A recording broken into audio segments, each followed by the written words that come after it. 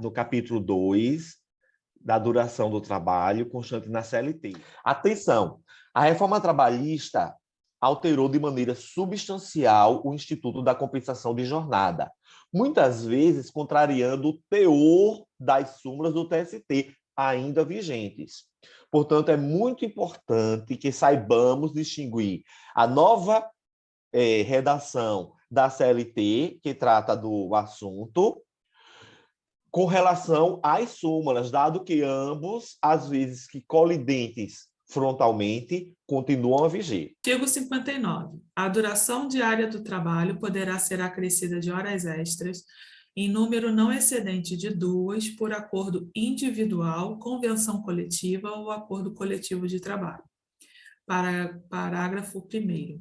A remuneração da hora extra será, pelo menos, 50% superior à da hora normal. Parágrafo 2º. Poderá ser dispensado o acréscimo de salário se, por força de acordo ou convenção coletiva de trabalho, o excesso de horas em um dia for compensado pela correspondente diminuição em outro dia, de maneira que não exceda, no período máximo de 1 ano, a soma das jornadas semanais de trabalho previstas, nem seja ultrapassado o limite máximo de 10 horas diárias. Parágrafo 3º. Na hipótese de rescisão do contrato de trabalho sem que tenha havido a compensação integral da jornada extraordinária na forma dos parágrafos 2º a 5º, 2º e 5º deste artigo, o trabalhador terá direito ao pagamento das horas extras não compensadas, calculadas sobre o valor da remuneração na data da rescisão. Parágrafo 5º. O banco de horas de que trata o parágrafo 2º deste artigo poderá ser pactuado por acordo individual escrito, desde que a compensação ocorra no período máximo de 6 meses.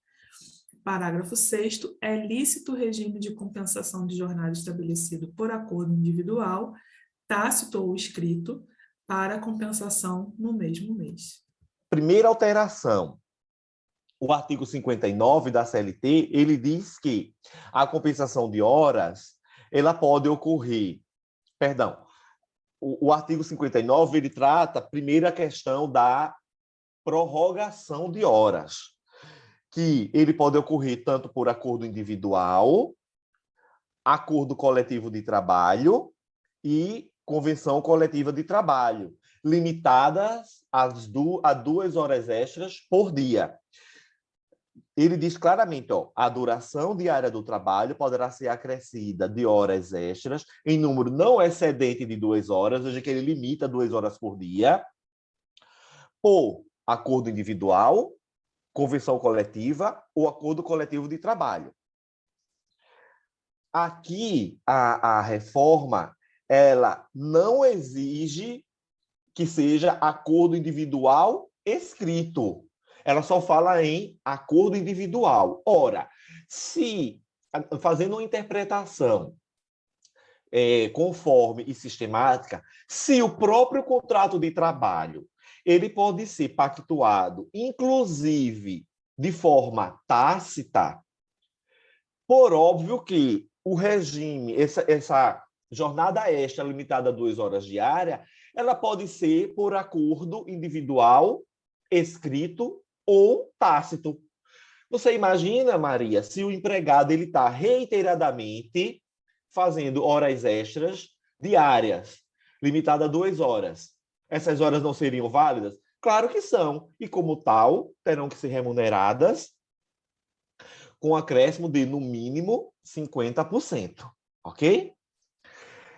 E aí é exatamente o que diz o parágrafo 1º, a questão do acréscimo. Você vê, Maria, que, ao contrário do trabalho em tempo parcial, que no trabalho em tempo parcial ele diz que o acréscimo será de 50% sobre o valor da hora normal, aqui ele diz que o acréscimo da hora extra será de, no mínimo.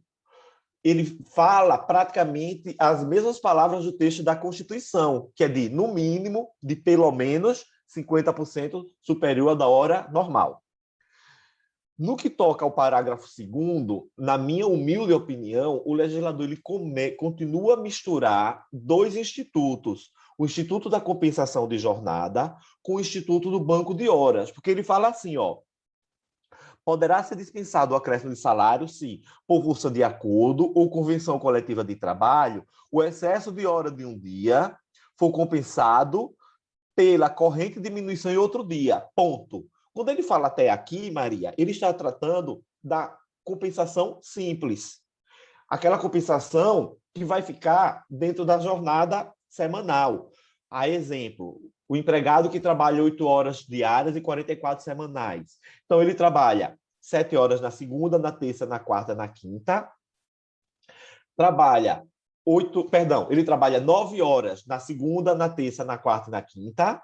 Ele trabalha 8 horas na sexta para não ir trabalhar no sábado. Você vê que ele ultrapassou em 1 hora na segunda, na terça, na quarta e na quinta, ficou dentro das 8 horas diárias na sexta-feira, mas ele já compensou com as 4 horas do sábado, razão pela qual não há se falar em horas extras, porque a compensação, a hora extraordinária efetuada no dia, foi compensada em outro dia, obedecendo-se o limite das 44 horas semanais. Agora, quando ele fala em que não exceda o período máximo de 1 ano as somas das jornadas semanais previstas no trabalho, nem seja ultrapassado o limite máximo de 10 horas, aqui ele já está começando a misturar com a questão do banco de horas, porque a gente sabe que o banco de horas ele poderia ser compensado, antes da reforma trabalhista, em até 1 ano, e agora ficou limitado a 6 meses. Isso também é uma inovação importante.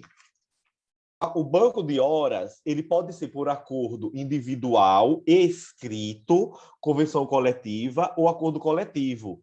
E essa compensação tem que ser feita até 6 meses. Já a compensação, para a gente não misturar. O banco de horas é uma espécie de compensação, mas que pode se dar no período mais estendido, beleza? Até 6 meses. Por isso que ele precisa de acordo individual escrito, convenção coletiva de trabalho, o acordo coletivo de trabalho, dado que essa compensação poderá ser feita até dentro de 6 meses. Já aquela compensação normal, para ficar distrita às 44 horas semanais, ela pode ser feita por acordo individual escrito ou tácito, acordo coletivo do trabalho ou convenção coletiva de trabalho, porque tem que compensar dentro do mesmo mês e, de preferência, dentro da própria semana. É só pensar, né, que a compensação é uma coisa breve. O banco de horas você cria como se fosse um cadastro de horas para compensar, então permite mais tempo. Sendo individual, 6 meses. O parágrafo 3º, ele é bem tranquilo, porque ele diz o seguinte, ó, o cara fez hora extra. Se, quando ele foi dispensado, aquelas horas extras ainda não tenham sido pagas nem compensadas, elas deverão ser pagas, observando o salário da data da rescisão. Perfeito.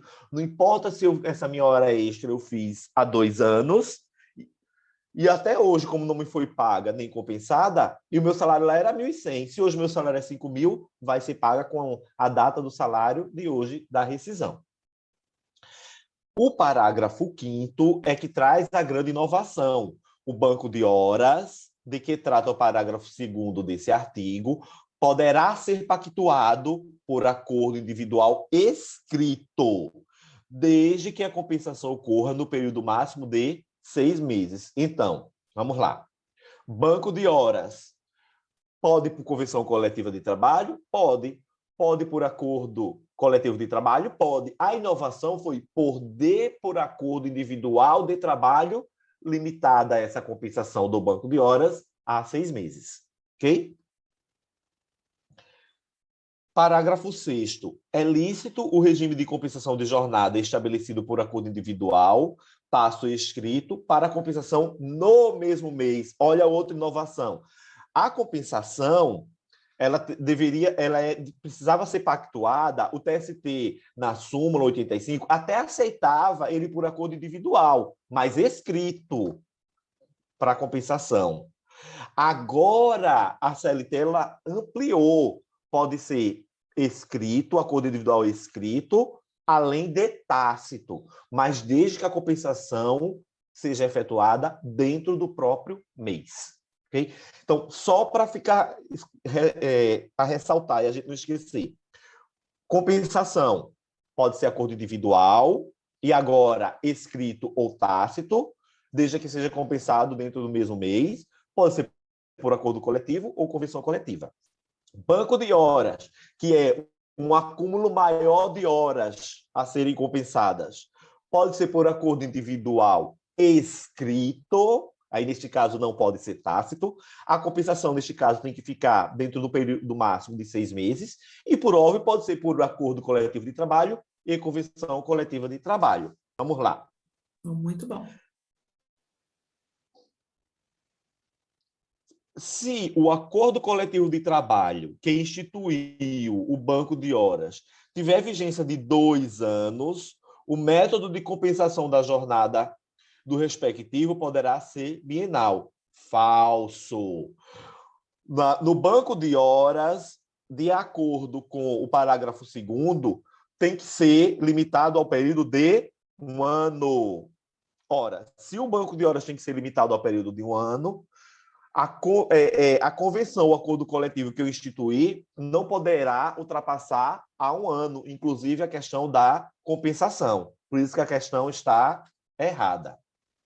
Outro, no regime de banco de horas, as jornadas totais laboradas pelo empregado em cada semana não pode ultrapassar 44 horas. Falso. Pode sim. Desde que ela seja compensada, e aí se for por acordo individual, escrito, já que se trata de banco de horas, perdão, ela tem que ser compensada em até 6 meses, e por convenção acordo coletivo em até 1 ano, mas ele não tem essa limitação de 44 horas, ok? Na hipótese de rescisão do contrato de trabalho, sem que tenha havido a compensação integral da jornada extraordinária, fará o trabalhador jus ao pagamento das horas extras não compensadas, calculadas sob o valor da remuneração na data da rescisão. Certíssimo. De acordo com o artigo 3º desse artigo, perdão, parágrafo 3º desse artigo 59. Se o empregado for despedido antes do término do módulo anual de compensação e estiver com saldo negativo de banco de horas, a lei autoriza que o valor correspondente às horas não trabalhadas seja deduzido das verbas rescisórias. Falso, porque a lei não fala nada disso. Em 2012, aplica-se o divisor 220 para o cálculo do valor do salário hora do empregado sujeito a 40 horas semanais de trabalho. E aí, no revisaço, o comentário. De acordo com a súmula 431, o divisor para cômputo do salário hora para os empregados sujeitos a 40 horas semanais é de 200, conforme texto da súmula. Então, é interessante observar que não só o salário mínimo tem uma proporção à carga horária, mas também, conforme a carga horária semanal muda, a carga mensal também mudará, né? Para a gente saber o valor do salário hora. C. O uso de aparelho de intercomunicação, a exemplo de bip, pager ou aparelho celular pelo empregado, caracteriza o regime de sobreaviso, uma vez que o empregado pode ser a qualquer momento convocado para o serviço.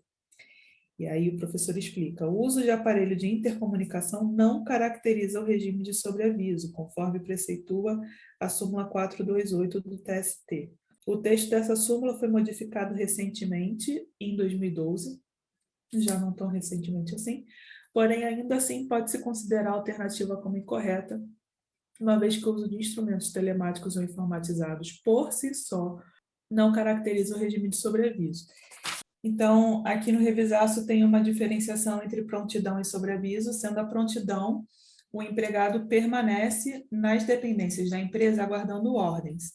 Nesse caso, o trabalhador não prestará serviços, mas receberá 2/3 do horário normal do tempo à disposição. Poderá permanecer em prontidão por, no máximo, até 12 horas. Sobreaviso consiste na possibilidade de um empregado permanecer em sua residência ou outro local combinado, aguardando ordens da empresa. Nesse caso, receberá apenas 1/3 da hora normal e poderá ficar nesse regime por, no máximo, 24 horas. A utilização de aparelhos eletrônicos, telefone celular, pager, bip, etc., por si só não configura as horas de sobreaviso. Entretanto, configura horas de sobreaviso se a utilização dos instrumentos informatizados a. mantiverem o empregado sob o controle do empregador, b. deixarem o trabalhador conectado e ligado à empresa, como responder e-mails durante a noite, etc. E C. submeterem o empregado a regime de plantão, podendo ser acionado a qualquer momento. A CLT, ela não trata especificamente do tema de prontidão e sobreaviso de modo geral. Utiliza-se o sobreaviso e a prontidão, aqueles conceitos atinentes ao pessoal que trabalhava em estrada de ferro, e até hoje é assim. Porque diz aqui, o artigo 244 da CLT, as estradas de ferro poderão ter empregados extranumerários de sobreaviso e de prontidão para executarem serviços imprevistos ou para substituições de outros empregados que afetem a escala organizada. E aí ela vai explicar no parágrafo 1º o que é extranumerário, parágrafo 2º o que é sobreaviso e no 3º prontidão. Parágrafo 2º do artigo 244. Considera-se de sobreaviso o empregado efetivo que permanecer em sua própria casa, aguardando a qualquer momento o chamado para o serviço. Cada escala de sobreaviso será, no máximo, de 24 horas. As horas de sobreaviso, para todos os efeitos, serão contadas à razão de 1/3 do salário normal. Então, aqui a gente precisa observar algumas características interessantes do sobreaviso. O sobreaviso, como o próprio nome já diz, o empregado ele não vai ficar nas dependências da empresa. Ele vai ficar, via de regra, nas dependências da sua casa, aguardando, no lapso temporal de 24 horas, que é o período máximo de sobreaviso, qualquer chamado urgente ou emergente da empresa. E pelo fato de ele estar na sua residência, ele vai receber, a hora ela é contada à razão de 1/3 do salário normal. Já a prontidão, o empregado ele vai estar lá nas dependências da empresa. Por estar na dependência da empresa, o período máximo de prontidão é de 12 horas, e as horas serão contadas não mais à razão de 1/3, e sim à razão de 2/3, e aqui é do salário hora normal. Cuidado, no sobreaviso, 1/3 do salário normal. Na prontidão, 2/3 do salário hora normal, ok? É basicamente isso, mas a gente vai adentrar nos detalhes da prontidão e sobreaviso quando a gente chegar no artigo pertinente.